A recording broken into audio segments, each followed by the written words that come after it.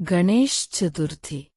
വിനായക ചവിതി ജീവിതത്തിലെ തടസ്സങ്ങൾ മാറ്റി ഐശ്വര്യം നൽകുന്ന ആരാധന. ജീവിതപ്പേണത്തിന്റെ ഓരോ മുഖത്തും നമ്മൾ കാണുന്നത് ഓരോ തടസ്സങ്ങളാണ്. എന്നാൽ ആ തടസ്സങ്ങൾ തന്നെയാണ് നമ്മെ ശക്തരാക്കുകയും മുന്നോട്ടു നയിക്കുകയും ചെയ്യുന്നത് എന്ന് ഓർമ്മപ്പെടുത്തുന്ന ദൈവിക ശക്തി. എല്ലാ തടസ്സങ്ങളെയും നീക്കുന്നവൻ, ജ്ഞാനത്തിന്റെയും ഐശ്വര്യത്തിന്റെയും ദേവൻ. അങ്ങനെയാണ് ആദ്യം ആരാധിക്കപ്പെടുന്നത്. വിനായക ചവിതി അഥവാ ഗണേശ ചതുർത്ഥി. ചാന്ദ്രമാസമായ ഭാദ്രപദത്തിലെ ശുക്ലപക്ഷത്തിലെ ചതുർത്ഥി തിഥിയാണ് ഈ ഉത്സവദിനം. ശുഭമായ ഒരു ദിവസം. ഈ ദിവസം പരമശിവനും പാർവതിയുമായി ബന്ധപ്പെട്ട പുരാണകഥ പറയാനും ഭക്തിയോടെ ഓർക്കാനും വളരെ പുണ്യമുള്ളതാണ്. ഈ ദിവസം ഭക്തിയോടെ വിനായകനെ ആരാധിക്കുന്നവർക്ക് ജീവിതത്തിലെ എല്ലാ തടസ്സങ്ങളും നീങ്ങി ജ്ഞാനവും സമ്പത്തും ലഭിക്കുമെന്നാണ് വിശ്വാസം. വീട്ടിൽ എളുപ്പത്തിൽ എങ്ങനെ ഭക്തിഭാവത്തോടെ പൂജ നടത്താം എന്ന് നോക്കാം. ആദ്യം ശുദ്ധമായ ഒരു സ്ഥലം തിരഞ്ഞെടുക്കുക. ഒരു ചെറിയ പീഠത്തിൽ ഗണപതിയുടെ പ്രതിമ വെക്കുക. സ്നാനം കഴിഞ്ഞ് ശുദ്ധമായ വസ്ത്രം ധരിക്കുക. ഗണപതിയെ ആവാഹിച്ച് ജലം, ക്ഷീരം, തേൻ, യോഗർ എന്നിവ കൊണ്ട് സ്നാനം ചെയ്യിച്ച് ശുദ്ധി കലർന്ന വസ്ത്രം അലങ്കരിക്കുക. അക്ഷതയും ചന്ദനക്കുറിയും വെക്കുക. പുഷ്പങ്ങൾ അർപ്പിക്കുക. നൈവേദ്യം. ദൂർവ പുല്ല്, Durva ആനിവ് is very dear to Lord Ganesha.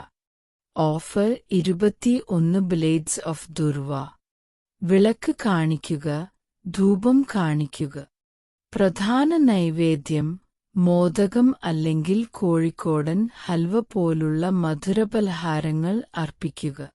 മന്ത്രജപം. ഹൃദയം ഏകാഗ്രമാക്കി ഈ മന്ത്രം ജപിക്കാം. ഈ മന്ത്രം 108 തവണ ജപിക്കുന്നത് ഏറെ ശുഭകരമാണ്. ഒരു സ്മോൾ സ്റ്റോറി. ഒരു ദിവസം ഭക്ഷണം കഴിച്ച് തിരികെ വരുന്ന ഗണപതിയെ അദ്ദേഹത്തിന്റെ വാഹനമായ മൂഷികം എലി സഞ്ചരിക്കുന്നത് ചന്ദ്രൻ കണ്ടു. ഗണപതിയുടെ വലിയ ഉദരം കണ്ട് ചന്ദ്രൻ പരിഹാസം ചെയ്തു. ഇതിൽ മനസ്താപം ചെന്ന ഗണപതി ചന്ദ്രനെ ശപിച്ചു. ഇന്നുമുതൽ ആരെങ്കിലും നിന്നെ നോക്കിയാൽ അവർക്ക് എതിർക്ക് ഏതെങ്കിലും കുറ്റാരോപണം ഏൽക്കേണ്ടിവരും. ഭയന്ന ചന്ദ്രൻ ക്ഷമ യാചിച്ചു. ദയാലുവായ ഗണപതി ശാപം മാറ്റി, പക്ഷേ പൂർണ്ണമായി റദ്ദാക്കിയില്ല. ഭാദ്രപദ ശുദ്ധ ചതുർത്ഥി ദിവസം മാത്രം ഈ ശാപം ബാധകമാകും. അന്ന് നിന്നെ കണ്ടവർക്ക് മിഥ്യാദോഷം ഏൽക്കും എന്ന് അരുളിച്ചെയ്തു. അതിനാലാണ് വിനായക ചവിതി ദിവസം ചന്ദ്രനെ കാണാൻ പാടില്ല എന്ന് പറയുന്നത്. ജീവിതം എന്ന യാത്രയിൽ ഓരോ പുതിയ ആരംഭത്തിനും മുൻപിൽ നിൽക്കുന്നവൻ നമ്മുടെ വിനായകൻ. അദ്ദേഹത്തിന്റെ ഈ ജന്മോത്സവദിനം നമ്മുടെ ഹൃദയത്തിൽ ഒരു പുതിയ ആശയും ധൈര്യവും ഉണർത്തട്ടെ. വകതിരിവില്ലാത്ത ഐശ്വര്യം. അറിവിന്റെ ജ്യോതിസ്. ജീവിതത്തിന്റെ എല്ലാ തടസ്സങ്ങളിൽ നിന്നുള്ള മോചനം. ഈ വിനായക ചവിതിയുടെ പരിശുദ്ധ അവസരത്തിൽ നമ്മളെല്ലാവരിലേക്കും ഗണപതിയുടെ അനുഗ്രഹം ഉണ്ടായിരിക്കട്ടെ. ഓം ഗണാനാം ത്വാ ഗണപതിഗും ഹവാംഹേ. ഓം ശാന്തി ശാന്തി ശാന്തി. നിങ്ങളുടെ ഭക്തിയുടെ ഒരു സ്മോൾ പാർട്ട് ആയതിന് നന്ദി. ദയവായി ലൈക്ക് ചെയ്ത് ഷെയർ ചെയ്യുക. മറ്റ് സ്പിരിച്വൽ ടോപ്പിക്സ് നിങ്ങൾക്ക് റിക്വയർഡ് ആണെങ്കിൽ കമന്റ് ചെയ്യുക.